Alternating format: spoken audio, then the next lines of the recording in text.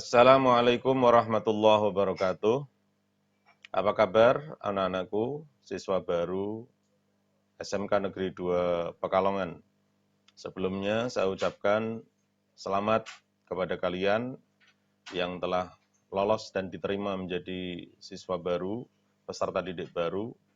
Kalian telah menyisihkan sekian banyak pendaftar dan akhirnya kalian diterima menjadi siswa atau peserta didik baru SMK Negeri 2 Pekalongan tahun pelajaran 2020-2021. Saya ucapkan selamat datang, selamat bergabung menjadi Sivitas Akademika Keluarga Besar SMK Negeri 2 Pekalongan. Saya berharap kalian akan menjadi peserta didik yang baik, yang bersemangat, rajin belajar, sehingga kelak insya Allah kalian akan mencapai cita-cita yang kalian inginkan. Anak-anakku, saat ini kalian mengikuti kegiatan masa pengenalan lingkungan sekolah atau disingkat MPLS. Oleh karena keadaan yang belum memungkinkan, yaitu adanya pandemi COVID-19, maka MPLS ini tidak diadakan secara tatap muka langsung, secara penuh, namun ada yang secara langsung tatap muka, ada juga yang melalui sistem daring atau dalam jaringan. Dan salah satu materi yang akan saya sampaikan adalah materi tentang keorganisasian. Ini dapat kalian akses secara daring melalui YouTube channel SMK Negeri 2 Pekalongan. Mari kita simak bersama materi yang akan saya sampaikan.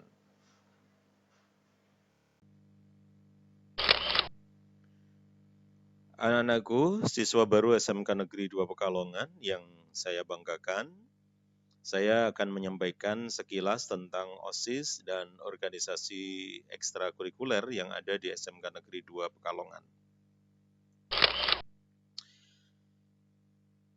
Organisasi Siswa Intrasekolah atau disingkat OSIS adalah suatu organisasi yang berada di tingkat sekolah di Indonesia yang dimulai dari sekolah menengah yaitu SMP, SMA, atau SMK. OSIS diurus dan dikelola oleh siswa-siswa yang terpilih untuk menjadi pengurus OSIS, yang biasanya OSIS ini dibimbing oleh guru yang dipilih oleh pihak sekolah. Adapun anggota OSIS adalah seluruh siswa yang berada pada satu sekolah tempat OSIS itu berada. Dasar hukum OSIS terdiri dari yang pertama Undang-Undang Nomor 20 Tahun 2003 tentang Sistem Pendidikan Nasional, yang kedua Peraturan Pemerintah Nomor 19 Tahun 2005 tentang Standar Nasional Pendidikan, ketiga Peraturan Menteri Pendidikan Nasional Nomor 23 Tahun 2006 tentang Standar Kompetensi Lulusan, keempat, Peraturan Menteri Pendidikan Nasional Nomor 19 Tahun 2007 tentang Standar Pengelolaan. Kelima, Peraturan Menteri Pendidikan Nasional Nomor 39 Tahun 2008 tentang Pembinaan Kesiswaan. Dan keenam, Buku Panduan OSIS terbitan Kemdiknas tahun 2011. Sekarang kita pahami pengertian OSIS. Pengertian OSIS secara semantis di dalam Surat Keputusan Dirjen Pendidikan Dasar dan Menengah nomor 226 /Kep/0/1992 disebutkan bahwa organisasi siswa di sekolah adalah OSIS, singkatan dari Organisasi Siswa Intrasekolah. Kata organisasi berarti kelompok kerjasama antar pribadi yang diadakan untuk mencapai tujuan bersama. Organisasi yang dimaksudkan adalah kelompok kerja sama para siswa yang dibentuk dalam usaha mencapai tujuan bersama, yakni mendukung terwujudnya pembinaan kesiswaan. Siswa adalah peserta didik pada satuan pendidikan dasar dan menengah. Intra berarti terletak di antara atau di dalam. Sekolah adalah satuan pendidikan tempat menyelenggarakan kegiatan belajar mengajar. Adapun pengertian OSIS secara organis, OSIS adalah satu-satunya wadah organis siswa yang sah di sekolah. Oleh karena itu, setiap sekolah wajib membentuk OSIS yang tidak mempunyai hubungan organisatoris dengan OSIS di sekolah lain dan tidak pula menjadi bagian atau alat dari organisasi lain yang ada di luar sekolah. Secara fungsional, dalam rangka pelaksanaan kebijaksanaan pendidikan, khususnya di bidang pembinaan kesiswaan, OSIS adalah salah satu dari 4 jalur pembinaan kesiswaan. Di samping ketiga jalur yang lain yaitu latihan kepemimpinan, ekstrakurikuler, dan wawasan wiyata mandala. Secara sistemik, OSIS dipandang sebagai suatu sistem, berarti OSIS sebagai tempat kehidupan berkelompok siswa yang bekerja sama untuk mencapai tujuan bersama. Oleh karenanya, OSIS ditandai beberapa ciri pokok sebagai sebuah sistem. Yang pertama, harus berorientasi pada tujuan. Ya, tujuannya adalah untuk menjadi wadah pembinaan kesiswaan. Yang kedua, memiliki susunan kehidupan berkelompok. Ya, jelas OSIS adalah kelompok kerjasama organisasi siswa yang ada di sebuah sekolah. Memiliki sejumlah peranan. Ada peranan pembina OSIS, ada peranan perwakilan kelas, ada peranan pengurus OSIS, dan ada pula peranan anggota OSIS seluruh siswa di sekolah tertentu. Terkoordinasi, ya, masing-masing harus berkoordinasi dengan baik, ada antara pembina, perwakilan kelas, kemudian pengurus OSIS, dan tentunya seluruh siswa sebagai anggotanya harus terkoordinasi dengan baik sehingga dapat memaksimalkan tujuan bersama di sekolah tertentu. Kemudian berkelanjutan dalam waktu tertentu, ya otomatis begitu terbentuk pengurus, 1 tahun masa kepengurusan berganti dengan kepengurusan yang selanjutnya, yang tingkat akhir lulus ganti dengan pengurus berikutnya, yang di bawahnya, dan begitu selanjutnya. Jadi masa kepengurusannya 1 tahun, tetapi masa menjadi anggota OSIS selama 3 tahun di sekolah. Anak-anakku sekalian, apakah fungsi OSIS itu? Dilihat dari fungsinya, OSIS itu ada 3 fungsi, yaitu sebagai wadah, sebagai motivator, sebagai preventif. Sebagai wadah, OSIS berfungsi sebagai satu-satunya wadah kegiatan para siswa di sekolah bersama dengan jalur pembinaan yang lain untuk mendukung tercapainya pembinaan kesiswaan. Sebagai motivator, OSIS merupakan organisasi yang menjadi pendorong lahirnya keinginan dan semangat para siswa untuk melakukan kegiatan bersama dalam mencapai tujuan. Sebagai preventif, OSIS berfungsi sebagai organisasi yang turut serta mengamankan sekolah dari segala ancaman, baik dari luar maupun dari dalam sekolah. Anak-anakku sekalian, apakah tujuan adanya OSIS? OSIS itu memiliki beberapa tujuan, diantaranya yang pertama meningkatkan generasi penerus yang beriman dan bertakwa. Ini sangat mendasar sekali. Kemudian yang kedua, memahami, menghargai lingkungan hidup dan nilai-nilai moral. Yang ketiga, membangun landasan kepribadian yang kuat dan menghargai hak asasi manusia. Membangun, mengembangkan wawasan kebangsaan dan rasa cinta tanah air. Memperdalam sikap sportif, jujur, disiplin, bertanggung jawab, dan kerjasama. Kemudian meningkatkan pengetahuan dan keterampilan, serta menghargai karya seni, budaya, dan intelektual. Dan meningkatkan kesehatan jasmani dan rohani, memantapkan kehidupan bermasyarakat, berbangsa, dan bernegara. Sekarang, perangkat OSIS itu apa saja? Perangkat OSIS itu terdiri dari 1 pembina OSIS, 2 perwakilan kelas, 3 pengurus OSIS. Siapa pembina OSIS? Pembina OSIS itu terdiri dari kepala sekolah sebagai ketuanya. Kemudian wakil kepala sekolah, terutama bidang kesiswaan sebagai wakil ketuanya, kemudian guru yang ditunjuk sebagai anggota, dan ini yang sering disebut dengan pembina OSIS. Kemudian perwakilan kelas. Badan ini disebut dengan Majelis Perwakilan Kelas atau Majelis Permusyawaratan Kelas yang disingkat dengan MPK. MPK terdiri atas 2 orang dari setiap kelas. Nah, ketua MPK SMK Negeri 2 Pekalongan saat ini dijabat oleh Agus Robit Fatahillah yang sekarang duduk di kelas 12 PSPT. Struktur kepengurusan OSIS, ada ketua, wakil ketua, sekretaris, wakil sekretaris, bendahara, wakil bendahara, koordinator seksi bidang. Ada 10 seksi bidang. Nah, ketua OSIS SMK 2 Pekalongan saat ini dijabat oleh Maria Jasmine Jureida, sekarang duduk di kelas 12 AKL 2. Nah, sekbid itu ada 10. Yang pertama, sekbid pembinaan keimanan dan ketakwaan terhadap Tuhan Yang Maha Esa.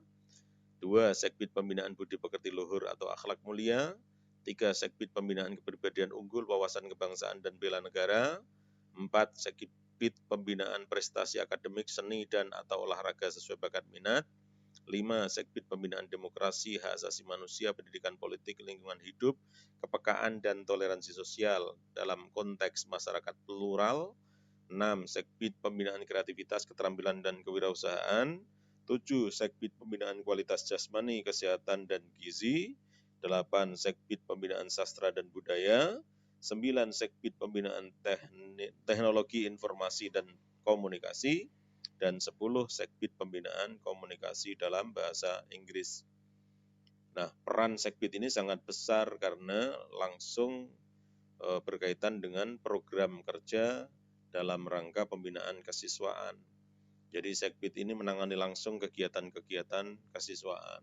Contoh, sekbid 1 yang menangani bidang pembinaan keimanan dan ketakwaan terhadap Tuhan Yang Maha Esa, ini kegiatan-kegiatan yang menitik beratkan keagamaan, maka kegiatannya adalah kegiatan-kegiatan tentang pembinaan keagamaan, ada kegiatan kuliah pagi, ada pembiasaan nilai-nilai keagamaan yang ada di sekolah, dan juga mengkoordinir kegiatan ekstrakurikuler yang sesuai bidang ini. Contoh di SMK Negeri 2 Pekalongan ada kegiatan ekstrakurikuler Rohis, nah, maka berkoordinasi dengan sekbid pertama ini. Kemudian yang kedua, sekbid pembinaan budi pekerti luhur dan akhlak mulia. Ini orientasi kegiatannya adalah dalam rangka membina budi pekerti luhur atau akhlak mulia. Dan ada kegiatan ekstrakurikuler yang sesuai, ya contohnya adalah pramuka misalnya. Kemudian yang ketiga, sekbid pembinaan kepribadian unggul, wawasan kebangsaan dan bela negara. Ini kegiatannya banyak sekali, hal-hal yang berkaitan dengan wawasan kebangsaan, bela negara, dan lain sebagainya. Ini diatur, dikelola, dikoordinir oleh sekbid 3. Kalau kegiatan ekstrakurikulernya adalah contohnya PASUS. Dan sekbid lainnya itu mengkoordinir, mengelola jalannya kegiatan-kegiatan yang sesuai dengan sekbidnya masing-masing. Sekarang anak-anakku sekalian, kita amati struktur organisasi siswa antar sekolah yang ada di SMK Negeri 2 Pekalongan. Yang pertama adalah pembina OSIS, kemudian ada garis komando yang merah ini MPK, kemudian garis koordinasi MPK kepada ketua OSIS dan wakil ketua OSIS, kemudian sebelah kiri ada sekretaris dan wakil sekretaris, kemudian bendahara dan wakil bendahara, yang di bawah ini adalah 10 sekbid, kemudian paling bawah ada anggota OSIS, yaitu seluruh siswa SMK Negeri 2 Pekalongan. Jadi kalian secara otomatis begitu diterima menjadi siswa baru, berarti kalian adalah resmi sebagai anggota OSIS SMK Negeri 2 Pekalongan. Nah, anak-anakku sekalian, nanti kalian akan mengenakan lambang OSIS yang ada di saku baju kalian sebelah kiri. Ini tentunya berbeda warna ya dengan SMP. Kalau di sini SMP warnanya kuning, di SMK warnanya coklat. Sekarang kita amati satu-satu. Ada bunga bintang sudut 5 dan 5 kelopak daun bunga. Nih, apa artinya?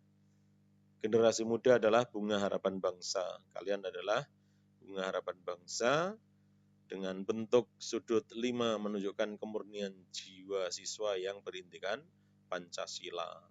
Nih, jadi para siswa harus berdaya upaya melalui 5 jalan dengan kesungguhan hati agar menjadi warga negara yang baik dan berguna.